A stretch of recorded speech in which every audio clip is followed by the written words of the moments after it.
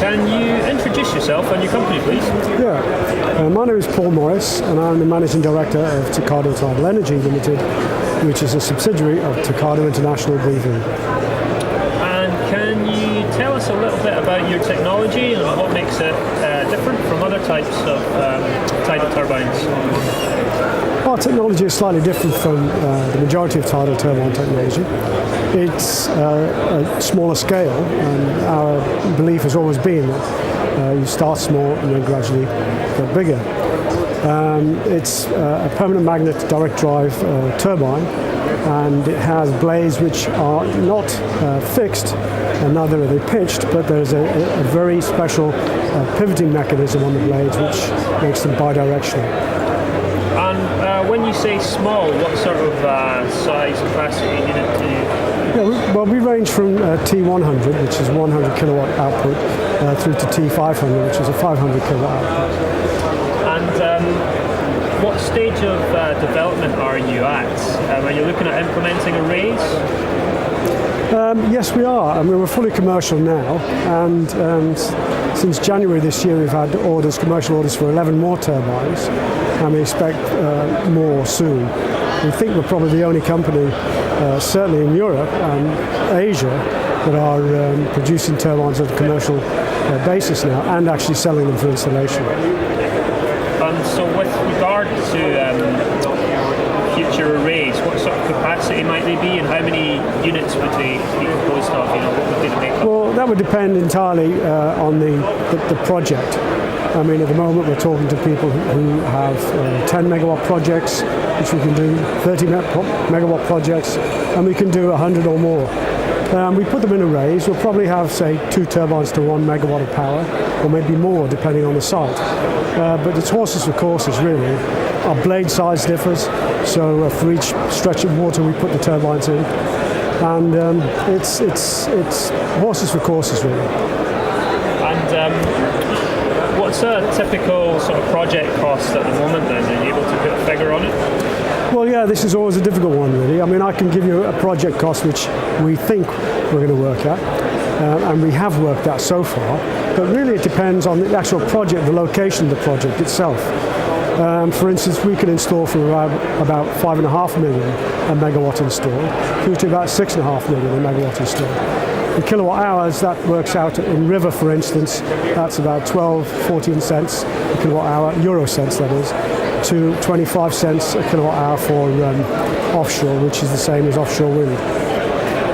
And what are the main challenges you've found during the course of the development of your technology? Every project has its challenges, really, and ours has mainly been engineering out all the bits that could go wrong in the future, and engineering out all the moving parts, producing a turbine that is reasonable enough in price, and that it probably beats most of our competitors in price. And so, with that in mind, is there any area of initial capital expenditure that maybe you found to be more costly than others, like the turbine or maybe the installation, cabling?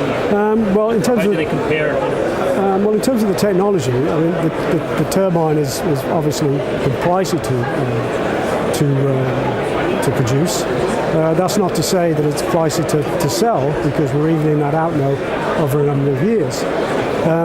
That's not been a problem. Installation is not a problem, I don't think. One of the big things that we think we may face in the future is the foundation. At the moment we offer 4 different types of foundation, which is basically dictated by the seabed and the sea conditions at that site. So that's the major issue that we may have in the future. We're expecting it anyway. And so how would they typically compare with each other? Would it be twice the cost of the turbine, No, foundation? No, it'll be a fraction of the cost of the turbine. Yeah.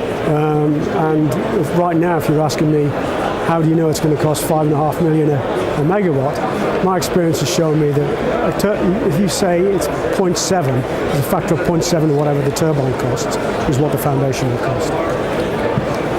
And how big a consideration is the annual operation and maintenance costs? How would that compare? This is quite. It's difficult for us to say because at the moment we make a 20-year machine. We've installed a 20-year machine. 6 years ago we did that, and to date nothing has gone wrong whatsoever. Nothing. And that's the way we made it. Hardly any moving parts. It's the only thing we need to do with it is have an oil change at the 10-year mark. That's because oil doesn't last longer than 10 years. That'll change as soon as we go to wet seals. What is happening is that our partner Repsol, who own a part of the business, have the oil laboratories trying to develop an oil that will last 20 years. So we won't even have to touch it at the 10-year mark. So it sounds like operation and maintenance is a fraction of the original installation cost. Yeah. Would you be able to put a figure on it? Or? I wouldn't like to at the moment. Okay. It's a 20-year machine. That's fair enough. And lastly, what was your motivation for attending the event today? Basically, is to network. There's people here looking for solutions, and I'm looking for solutions as well. And if we don't know what the solutions are, we know someone who does know what the solutions are. So it's networking essentially, and showcasing what we've got and what we can do. And just one final point added on to that. Have you found in your experience that networking and partnerships in that way are helping drive down cost in the industry? Without doubt. Yep. Without doubt. That and competition. Excellent. Thank you very much. Thank you.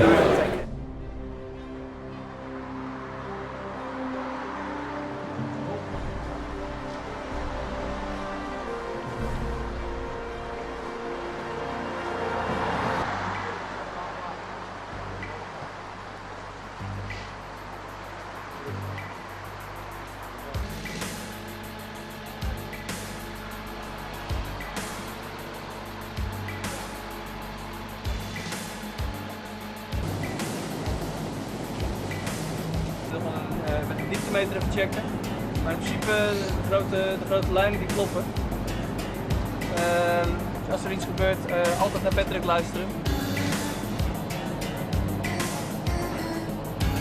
Ja, hartstikke goed.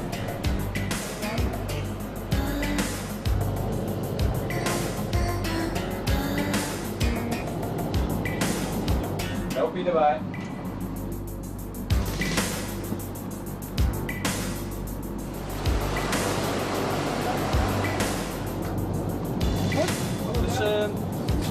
Als ik denk,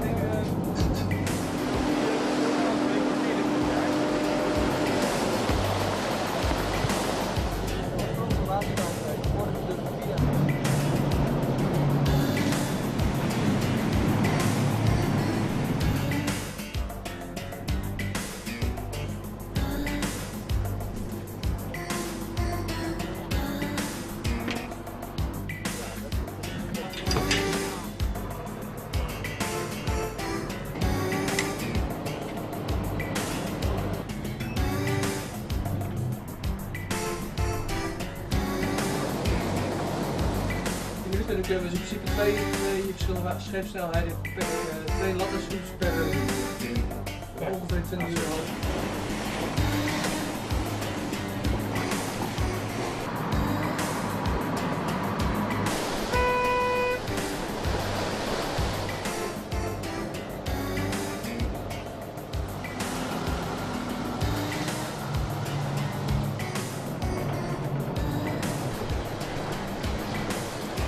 Net niet toeteren.